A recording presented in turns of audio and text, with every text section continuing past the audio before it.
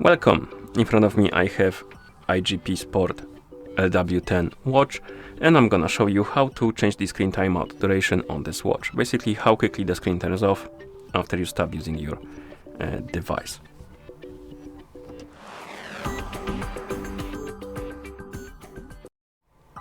First we need to open the menu on our watch, and to do that you can press the crown button to wake up the screen, then press it again to open the menu. Now scroll through the menu, look for the settings icon, and once you find it, tap on it. In settings, find the option called display and brightness, and once you find it, select it, and here look for the option called wake duration and tap on it. And we have 7 seconds, 10 seconds, 15, 25, 30, 45 and 60 seconds. I'm gonna select, for example, 15 seconds. Then you can press the crown button to go back to watch face.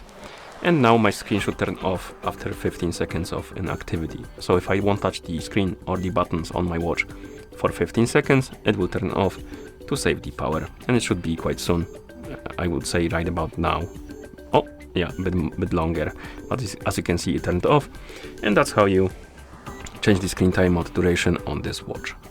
Thank you for watching. If you found this video helpful, please consider subscribing to our channel and leaving a like on the video.